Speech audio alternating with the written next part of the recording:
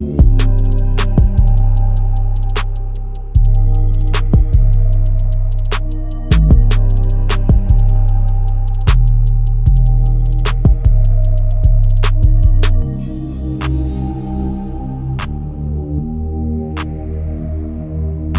back to the Team to Beat Miami Heat podcast, your one-stop shop for daily Miami Heat content. My name is Amir. For today's episode, we got Digital Adele back on the show for, I think, the fourth time now. So thank you for hopping on, Adele. You're How are you welcome. doing today? Outstanding. Thanks for having me. Always a pleasure to be here with a fellow former Pennsylvanian in yourself to talk the Miami Heat, which we both absolutely love the organization and enjoy reporting on. Enjoy not so much this year.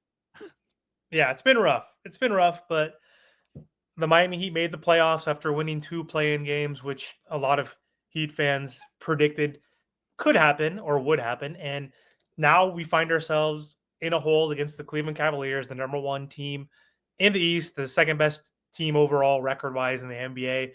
And the Miami Heat lost 121-112 on the road yesterday. Disappointing game. Donovan Mitchell continues to show that he's the best player on the floor, and he led the Cavaliers again with over 30 points, including 17 in the fourth quarter. And his scoring surge in the fourth quarter helped elevate the Cleveland Cavaliers to withstand a late rally by the Miami Heat. Anytime the Miami Heat came within 3-4 points or even 2 points, he kept hitting big threes in those closing minutes in the clutch time. And so big issue too with this game, and I think the biggest variable was that the Cleveland Cavaliers set a franchise playoff record by hitting 11 threes in the second quarter alone, and they scored or hit 22 threes and shot at 49% overall. And so that was a huge factor, I think, why they won this game. And they've been shooting lights out in the series. It's only been 2 games. Game 1, they shot 42%. So did the Heat, which is sad. You lose a game where you shot 42%. That's doesn't happen often for this Miami Heat team, but they're shooting 45% as a team in their 2 games. The Heat were resilient. They came back, even though they were trailing by 19 points. Everybody thought the Heat were going to be blown out and the Heat are going to get swept, but they showed that resiliency. They're an up and down roller coaster type team, and we just fell short, even though we were within 2. So now we're 0-2. What's your overall reaction to the Game 2 loss? Did anything stand out to you that was the most disappointing part of last night's loss? Yeah, absolutely. The most important thing that stood out to me is they don't have enough. They don't have enough point of attack defense. They don't have enough, number 1 scoring option. There is no number 1 player on this team. Tyler Hero's not a number 1. Bam's not a number 1. They don't have a number 2, I might argue, even on this team. I think we have 2 number 3s. They don't have a number 2 two-way player. There's no two-way player that's really on this roster that's effective anymore. Wiggins was kind of that guy throughout his career. Just wasn't very aggressive, so he wasn't very authoritative, didn't really take charge in big moments. That's not really his thing. But he's a good complementary two-way player, at least he used to be. The big thing that stands out to me is in both of these losses, they've given up exactly 121 points. So even though it was a more competitive game, to me, it wasn't really that close because in the first game, in that first half, so let's talk point of attack defense. The Miami Heat don't have enough point of attack defense. No matter what they do, no matter what lineup they put on the floor, they're not going to have enough point of attack defense. Haywood Highsmith's point of attack defense from last year to this year has been abysmal. Absolutely abysmal. Tyler Hero, obviously they're picking on Hero. Darius Garland came out in an interview after the game and they were asking him what his strategy was. And he said, pick on their weakest defender, which is Tyler Hero. Called him out by name. And then Kello Ware's been horrible in this series. Mobley and Allen have been manhandling him down low. He's not strong enough. He had a decent start to this game, but just not near enough basketball IQ, effectiveness, and strength down low to compete with this caliber of front court. So if you don't have point of attack defense and you don't have Ware making an impact, it's going to be very tough sledding for them to win. The Miami Heat shot 35% 36% from three, 52% from the field.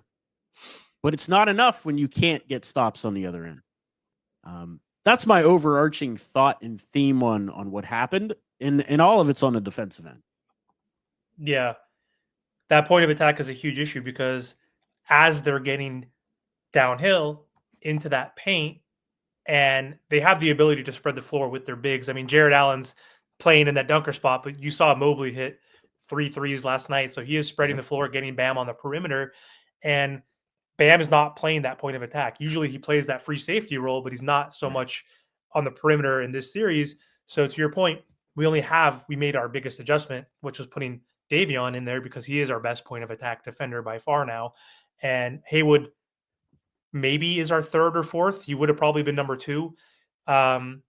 Maybe I would say over Bam Adebayo, because you don't want Bam Adebayo technically to be your point of attack defender. But as they're penetrating and getting into the paint, that's setting up opportunities for Max Strus, for Sam Merrill or whatever the hell his name is. Ty Jerome only hit I think maybe didn't even hit a 3 in this game, but in game 1 he hit 6. That's collapsing the defense and creating open opportunities. So it's how do we even stop them from hitting those threes? It's going to be almost impossible because our point of attack defense, I think, is one of the biggest reasons why, but they also have really good ball movement, really good crisp passing. Yep. They're not playing complete isolation hero ball like Donovan did in the fourth quarter when necessary. So super frustrating. But my question too on the defensive note, if you can, how the hell do you stop Donovan Mitchell? It's really hard to stop I consider him a playoff superstar. He steps up in the playoffs, obviously. He hasn't had good enough teams to get him far in the playoffs, unfortunately, with the Jazz and this Cavs team. But he went off again for 30 points. And what can the Miami Heat do to kind of disrupt his rhythm? Is it focusing more on blitzing him on that pick and roll, forcing the ball out of his hands, trapping him? Do you say, Max Strus, you beat us, even Garland, you beat us? What do we do? Because I think we played him more straight up in that fourth quarter, and he kept getting pretty open, clean looks from 3 with all those daggers. So how do we stop him at all if we can? So thus the conundrum of there's not enough. You really can't, in the context of they have so many shooters on the floor and their front court is so long and athletic. I mean, Mobley's not super mobile and athletic. I mean, he's mobile, but he's not super athletic. He's just long, lanky, and he can finish above the rim. You really can't, man. You can't. They're going to hunt Tyler no matter who's guarding him. That's the problem. Because Donovan, a lot of the game, deferred to other players. And then whenever the other players start going off and you get those role players going, you don't have an answer. Because if you double the role player, you leave Donovan open. You double Donovan, you let the role player go off. Ty Jerome didn't hit any threes, but he attacked the closeout and blew by Tyler every time he got the ball. Would get in the lane, shoot that little floater off the glass, cause over rotations, and the ball starts swinging. There's not a lot of answers. That's my whole point. There's not a lot of answers. You bring Davion in, he starts. He basically has to play every minute of the freaking game because Alec Burks isn't going to give you any point of attack defense, right? Yeah. So they brought Pella Larson in. We brought Nico in. Nico's a solid player. He's missed 2 months, but he's not a point of attack defender. What are you going to do that's different in game 3 that's going to make an impact to stop any of this from happening? And the answer is there aren't any answers. This is it. Enjoy your sweep. Because I do think it's a sweep. Davion played 33 minutes the first game, 36 the second game. Are you going to play him 48 minutes? Yeah, he's 26. You better do that. Why not? What do you have to lose? Davion's all right. Let me explain to some people about Dave. Davion's good. He had 18 points. He's a great player. 6 assists. Shot 78% from the field. 50% from 3. But he's a high-level backup that can play starters minutes at times.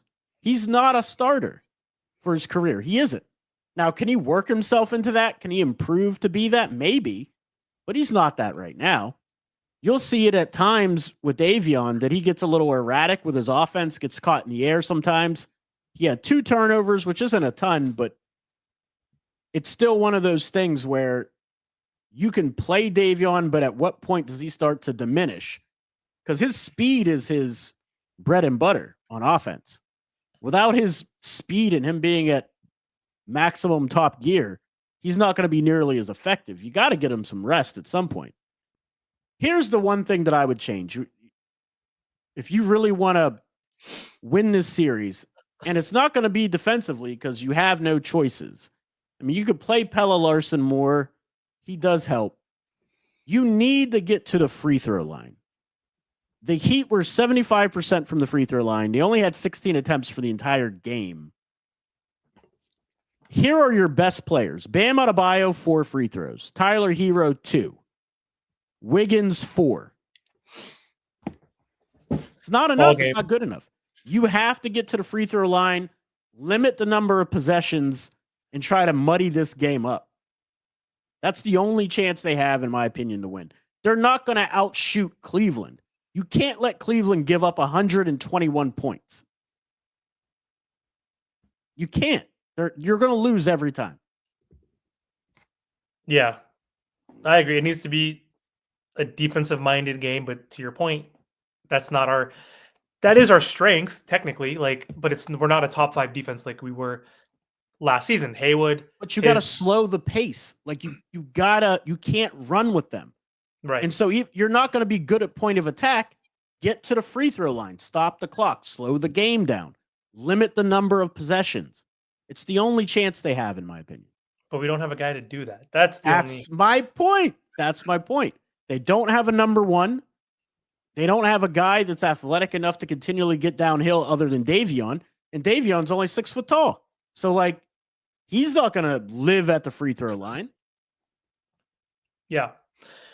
That's going to be a big issue, obviously. Again, we're not going to score enough to beat this team head-to-head wise. But I think our defense needs to somehow step up, and we need to play better if we can, obviously. And we need to take into consideration that role players typically play better at home, and hopefully those same shots that Max Strus and Ty Jerome in game 1 and Sam Merrill hit in game 2, hopefully they aren't as effective on the road, and hopefully the Miami Heat role players actually do step up, even though Haywood did step up on the road and played better than Andrew Wiggins. And that's kind of blasphemous. If Haywood is playing better than Wiggins, then we're already done. That's a sweep right there as well. So it's going to be tough, but what kind of changes in the rotation do you think we might see? Do you think Spo is going to stick with this rotation where he has Davion starting, even though you mentioned on a winning team, Davion is a backup? On a mediocre team like the Miami Heat or a bad team, he's a starter now. Right. And he's fitting in with this system. Obviously, he's getting a real opportunity, which is great for him. But again, to your point, he's a backup on a contending or even a winning type of team. So I agree with that. But still, you have to keep him in the starting lineup. People didn't want us to make the playoffs, obviously, so we would have gotten 2 draft picks this year, and we're not going to get that pick because we made the playoffs. We're going to give that to the Thunder. And I'm not upset about that because we're going to most likely run it back with this team unless we get lucky and trade for a Kevin Durant or whoever, insert disgruntled superstar or whatever. Is Giannis going to get traded? Is Ant going to get traded? Who the hell knows? Are they going to ask for Miami specifically? Do we even have enough to compete with the Houston Rockets, the Thunder, the other teams that have a lot more assets and players? Who the hell knows? Most likely we're going to run it back.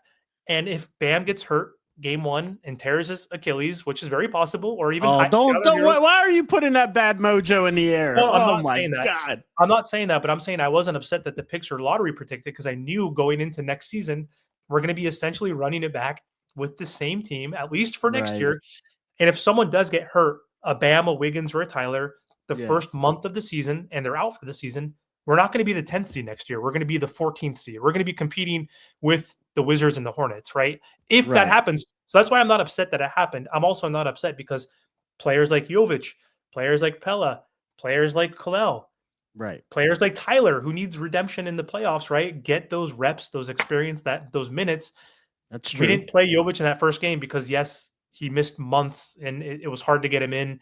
I think Spo should have still found at least 10, 12, 15 minutes. If he's playing Duncan for that 12 minutes, who's Right. been very ineffective for the last month, it seems like you needed to put Nico in there for that first game. We saw him play 25 minutes last night, which is Hmm. good.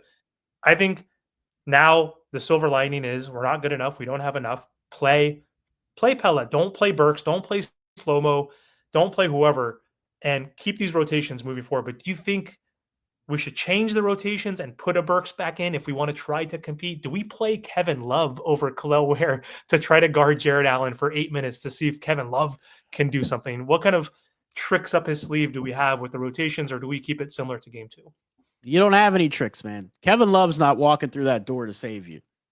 You play Jovic. He's going to play Jovic more. Pella's going to get a little bit more run because of his defense. I would play Pella over Highsmith. Yeah. I would start Jovic over Ware.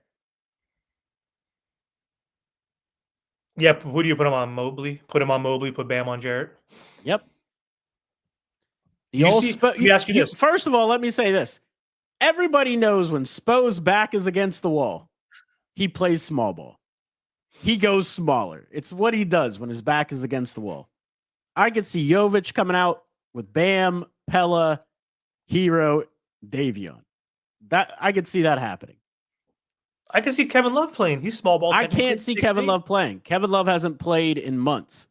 He's got personal issues going on. There's no way. I don't see it. What's his personal issues? I don't know. Can't say. Just heard it's personal.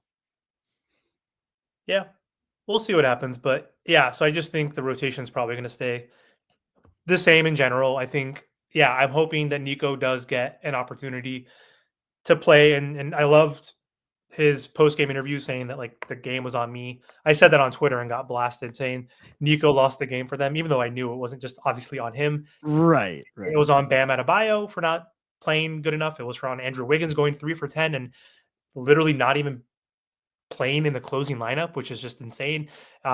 It was on pretty much everybody else besides Tyler, Donovan, and It part was of it was on on Nico. Tyler. Hold on now. Let me back up. Tyler played a big part in this loss, not because of his offense, but because Obviously he can't not. play defense.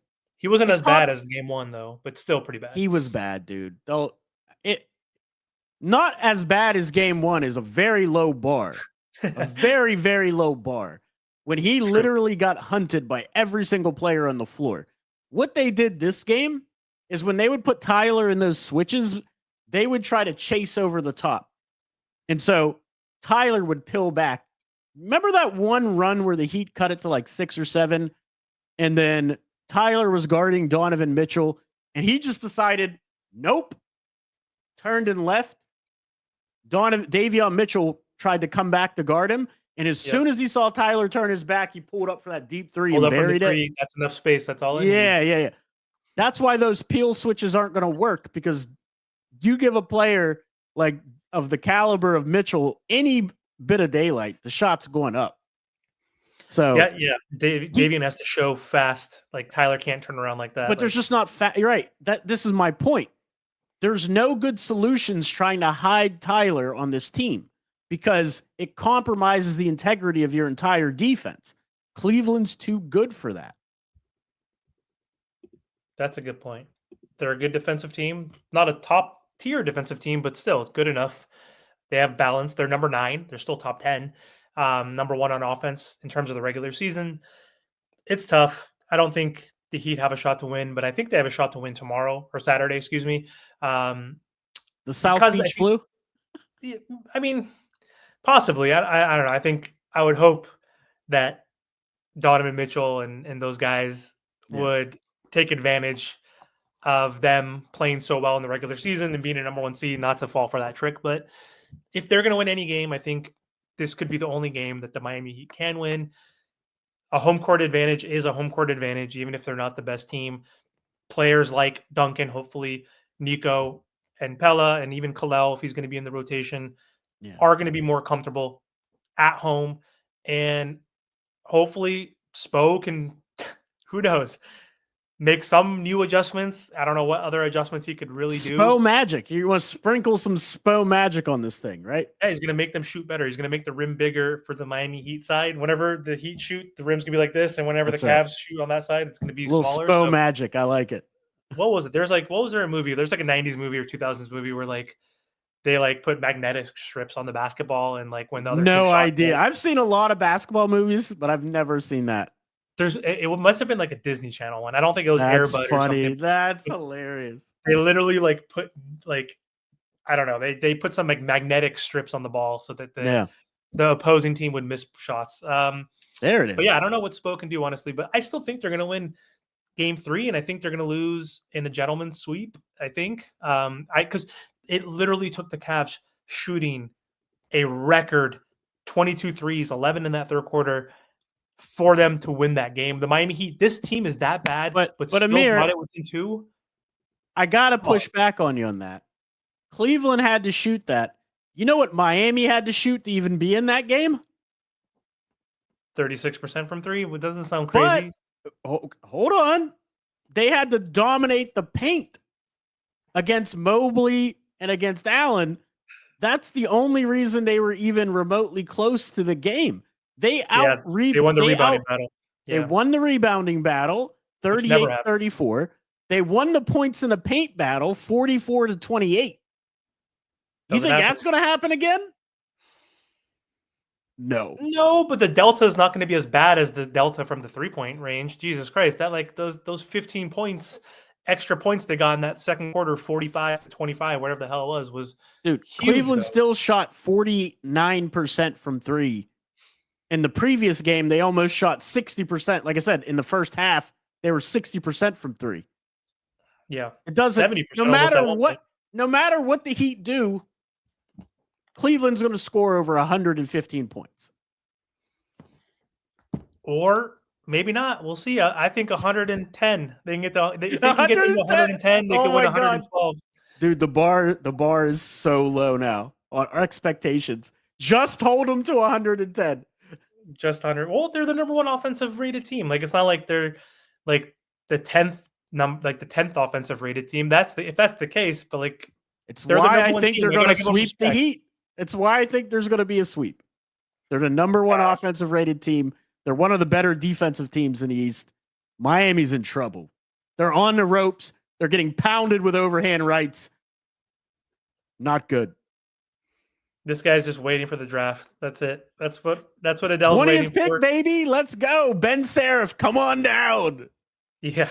Are you upset the Heat didn't get the 2 picks this season? No, because like, what was your preference before we hop off? What was your preference? Well, so again, I played basketball. I played in college. I played in high school. I'm a competitor. I want to win. Would I love to have the 11th pick in the draft? Absolutely. But do I expect players to be like, I'm fine with losing? No, I want you to try to win. It's good for the development of the young players. It's good for Ware, good for Jovic, Kashad Johnson, Isaiah Stevens, who's all the way at the end of the bench, watching them try to fight and scrap. You don't want to put your organization in a position where you're like, just sit down. We're trying to lose games. It's really bad for the overall makeup of the team. Would I have liked to have it the 11th overall pick? You bet your bottom dollar. But I'm not mad at it, no. How often does the 11th pick hit versus not? Like, obviously there's like, I don't mean just the 11th pick specifically, but yeah, because there's obviously luck involved. Like Jokic was 2nd round pick, like Draymond 2nd round, Jimmy the last pick in the 1st round. You know what I mean? Like post number 11, there are obviously opportunities to get a Devin Booker, a Bam, a Tyler, or whoever, right? Like obviously there's a bunch of players that were really good players. So, but like, what's the likelihood and probability of getting someone that could impact you? And like a generational type of talent. Like how often does it happen? Well, I'm glad you asked. I actually did a study on this. So let me see if I can pull this document back up. Professor Adele in session, guys. Perfect. I love this. Wasn't even planned. We just brought it up organically. I'm looking for the sheet. Hold on, here it is. Let me see if this is the right sheet. But so Since 19, what is it? 83, I believe. Since 1983, there have been 25 number one picks that have been on an all NBA team. 25 number ones. Number two overalls, there's been 11. And number three, the third pick in the draft, there's been 18 of them to make an all NBA team. Okay. And it goes down precipitously from there. Anything top 9 or lower, it's rough. So top 10 through 13 has had 5 all NBA players since 1983. So the odds are low. 83. Holy crap. Yeah. The odds are low, my friend. The odds are low. That's what I figured. Yeah. So, but there are outliers. I mean, you mentioned a couple of them. There's definitely outliers out there. Dude, Pascal Siakam, Tony Parker, Manu Ginobili, Carlos Boozer, Dennis Rodman, Gilbert Arenas, Kawhi Leonard, Saul, post 11. You know what I mean? Well, Kawhi Leonard was 15th, and Kawhi, Paul George was 13, no 10. But 12? But hold on, you missed a very relevant one to this current Miami Heat season that currently had controversy and is now in Golden State. Jimmy Butler, 30th overall. I said Jimmy Butler. I said he was the last pick of the first round. Oh, my apologies. You were flying. Before this, I said Jokic second round, Draymond second round, Jimmy last pick of the first round. So yeah, you never know. But the odds are to make generational impact, which is like an all NBA perennial, not just a one-time all-star, like multi 5-time, 6-time all-star. You said the percentages once you're past all NBA. So they had to make at least one all NBA team, whether it's first, second, or third team. And not even many all-stars. Not many all-stars make the all NBA team, right? Exactly. So that's what a franchise-changing player is, somebody that can make those all NBA teams. So like you said, the lower picks, some of those were Ginobili, Mark Gasol, Goran Dragic, Michael Redd, Jalen Brunson, Boozer, DeAndre Jordan, Draymond Green, Rajon Rondo, Fred VanVleet, Gilbert Arenas, Ben Wallace, Benny Wallace, undrafted. JJ Barea, Miami Heat killer. Oh, JJ Barea destroyed LeBron's GOAT legacy. Let me get into that conversation. He's not a GOAT. Screw that.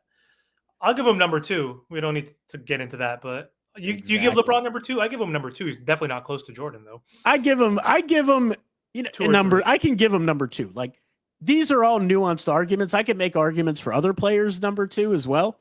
But if someone came up to me like LeBron's the second greatest player of all time, oh, cool. I can see how you would think that. But yeah, that's an argument you can make. Fair enough. Can see it. But if somebody's like, he's better than Michael Jordan, I'm like,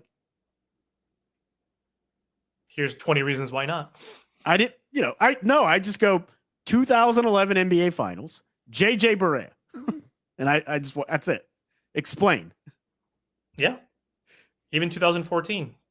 Still, maybe, he had a cramp during the Spurs because of the whatever, the AC didn't work. But still, you literally got destroyed. I mean, you're playing against Tim Duncan, if you want to call him a power forward, best power forward in the NBA. If you want to call him a center, he's still a top 5, 7, 8 center in the NBA. Like, You're playing against the Hall of Famer Ginobili. You're playing against Pop. You're playing against Parker. You're playing against Diaw.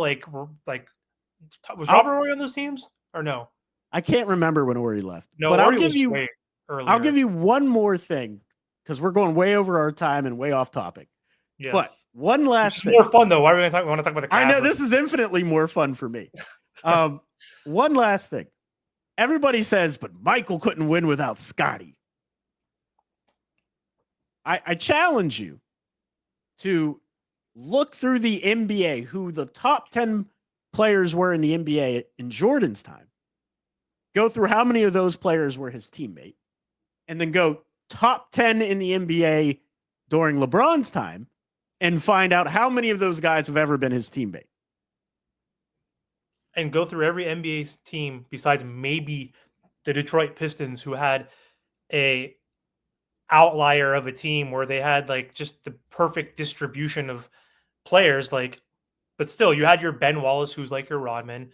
You had your Chauncey Billups, who was technically an all-star. Was Rashid an all-star at the time? You had still had two all-stars. The argument there is they didn't have multiple top 75 all-stars. But if you look, or players of all time, but like look at almost every championship team, and like there's obviously a duo or a trio, or if there's a duo, then they round out with an amazing team, or they have great depth off the bench. Like Right. Jokic and Murray. Like then you had Gordon and you had other players like The Houston Rockets KCP team. and all these guys, right? Like everybody has a duo. Like you're not doing it alone. Dwayne Wade didn't do it alone. He had an Yeah. older Shaq. That's my fun argument. We should talk about that one. Oh, he won because of Shaq. Blah blah blah blah blah. I'm like, Shaq literally averaged 20 and 10 that regular season. Had a Right. couple good first rounds. In the finals, Shaquille O'Neal averaged 13 points and 7 rebounds. Give me Shaq's averages when he was the three-time MVP, back three-peat champion with Kobe Bryant. Right. Who won the finals MVP, Adele? Let's do a homework without looking at your notes. Who was the finals MVP from 2020 to 2023, whatever those three in a row they won? Who was the My brain, not related to the draft, is fried, so I have no idea. I can't even process what you're saying. I'll be honest. Well, okay. Well, here I'll tell you the answer. The Lakers won three in a row, and Shaq was the Finals MVP. All three of those, averaging Correct. like 30 points, 13 assists, three. Oh, you were asking about the Lakers title run. I'm so sorry. My brain just was fried. Yeah, I was saying who was the Finals MVP in their it would have been Shaquille O'Neal, definitely. Averaging like 33, 13 rebounds, 3 assists, 3 blocks. In fact, they put that super team together when they got Karl Malone, Gary Payton, and everybody to come over, and Kobe Bryant effectively destroyed their chances to win a championship by not giving Shaq the ball on purpose. That whole series. And thank you for that, because that was when they lost to the Pistons. And that's the only time, again, a team that didn't have the multiple top, 75 players on their team won. That might have been an exception, but either way. Dude, that series, Kobe would look at Shaq, dribble some more, look at him again, and be like, nope, fade away, brick. Perfect. That we got a Shaquille O'Neal that wasn't as good as the one, when he won those 3 in a row with Kobe. Like, I love that people said it himself, though. Shaq said, I told Flash that he's going to win this for us. He's got to take us home, and he's the best player on the floor. Like, Shaq said that.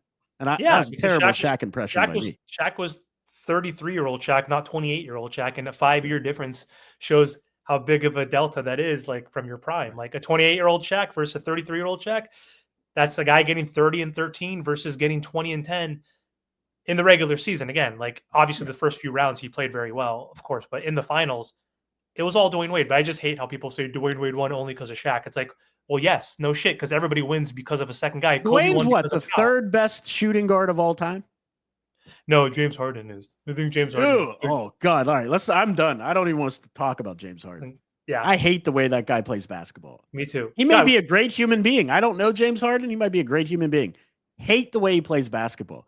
The foul baiting, flopping, it gets on my nerves, dude. I can't stand watching him play. But we're well over time, dude. So, all right. So, as a follow-up in the offseason, which could be very soon for the Miami Heat, Adele and I are going to do a draft episode where I'm going to pick his brain about prospects at the 20th pick. So we'll do that if you're down. I'm down. We're going to do the GOAT debate because obviously you and I have the same GOAT, which will be fun. It would have been more fun if I was Team LeBron or you're Team LeBron. But either way, we can still talk about that.